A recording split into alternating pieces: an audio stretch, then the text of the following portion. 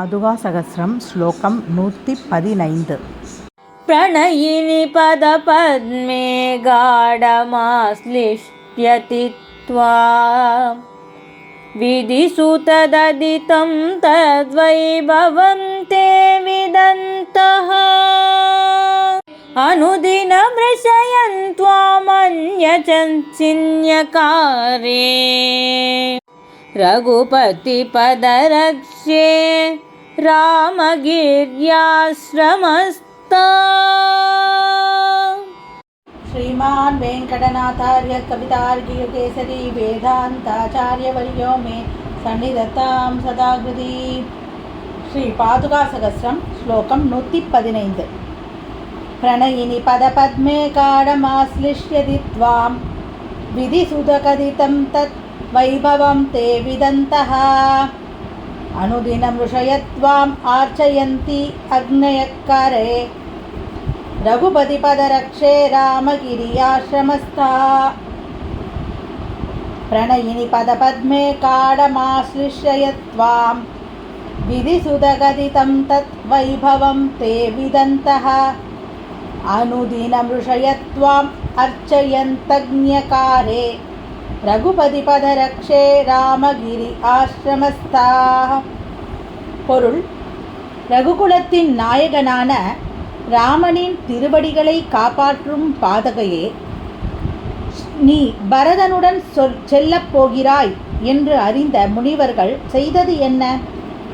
பிரம்மனின் புத்திரனான வசிஷ்டர் மூலம் உனது பெருமைகளை அறிந்தவர்களும் சித்திரகூட ஆசிரமத்தில் உள்ளவர்களும் ஆகிய முனிவர்கள் தங்கள் தங்கள் இடத்திற்கு உன்னை எழுந்தருளச் செய்து அக்னிஹோத்திரம் போன்றவை நடைபெறும்படியாக யாகசாலைகளில் வைத்து வழிபட்டனர்.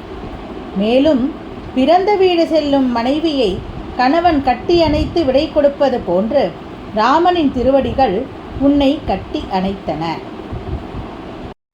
இந்த ஸ்லோகத்தில் சுவாமி தேசிகர் என்ன சொல்கிறாருன்னா, ராமரோட திருவடிகள் இருக்கு இல்லையா, அந்த திருவடிகள் பாதுகாதேவியை அதோட ஒரு பெண் கணவன் வீட்டை விட்டு தன்னுடைய வீடு செல்லும் பொழுது எப்படி இருக்குமோ அதை போன்று இருந்தது.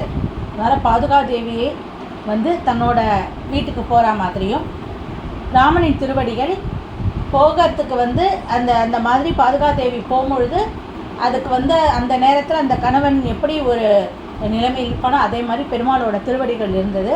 அதனால் பெருமாளோட திருவடிகள் பாதுகாதேவியை அணைத்து கொண்டு பிறகு வழி அனுப்பியது அப்படின்னு சொல்கிறாங்க. அதாவது பாதுகாதேவி மேலே பெருமாள் ராமர் கால்களை வைத்து பிறகு அதை பரதனிடம் கொடுத்ததற்கு அதுக்கு இந்த மாதிரி ஒரு அவமானம் சொல்கிறாங்க. அந்த அளவு ராமரின் திருவடிகளுக்கு பாதுகைகள் மேல் மிகுந்த அபிமானம்.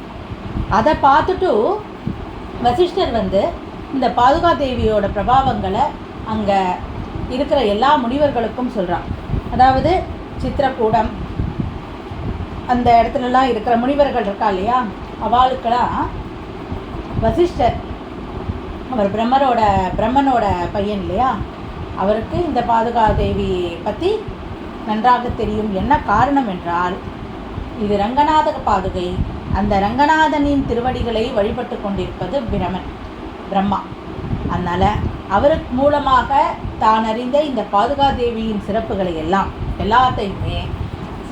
எல்லாத்தையும் அந்த முனிவர்களுக்கெல்லாம் சொல்லி வால்மீகி முதலான அந்த தண்டகாரணியும் சித்திரக்கூடத்தில் இருக்கிற முனிவர்கள் எல்லாரும் பாதுகாதேவியை அன்றிலிருந்து ஆராதனம் செய்து வருகிறார்கள்.